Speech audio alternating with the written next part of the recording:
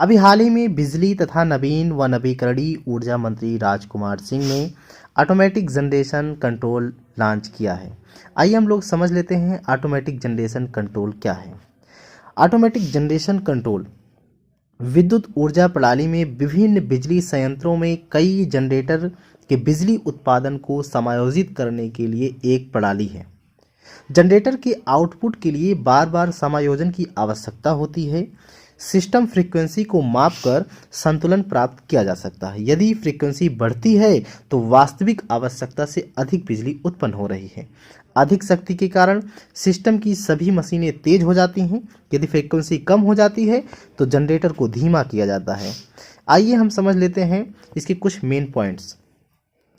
Frequency बनाए रखने के लिए एजीसी यानी कि ऑटोमेटिक जनरेशन कंट्रोल हर 4 सेकंड में बिजली संयंत्रों को सिग्नल भेजता है। इस प्रकार यह भारत की बिजली व्यवस्था की विश्वसनीयता को भी बनाए रखता है।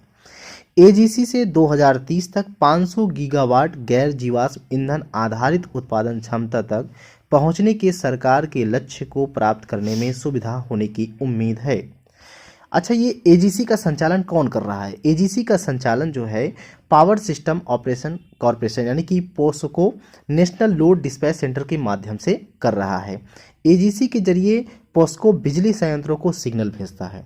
पोस्को यह सुनिश्चित करने के लिए सभी उपाय कर रहा है कि ग्रिड फ्रीक्वेंसी हमेशा 49.90 से 50.05 हर्ट्ज बैंड के भीतर बनी रहे।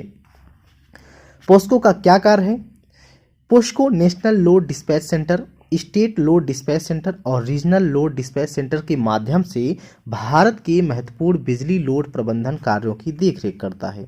वर्तमान में भारत में राष्ट्रीय ग्रिड बनाने वाली 5 क्षेत्रीय ग्रिडों के लिए 33 एसएलडीसी, 1 एनएलडीसी और 5 आरएलडीसी है।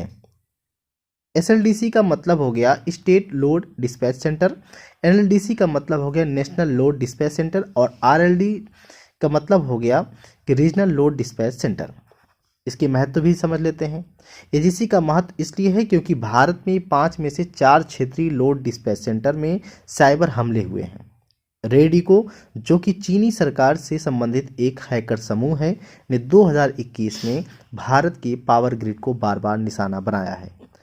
2022 में 175 गीगावाट की अक्षय ऊर्जा क्षमता प्राप्त करने के लिए भारत के मार्ग पर इसने 150 गीगावाट अक्षय ऊर्जा की स्थापित क्षमता हासिल कर ली है। 63 गीगावाट नवीकरणीय ऊर्जा क्षमता स्थापन के अन्य चरणों में है।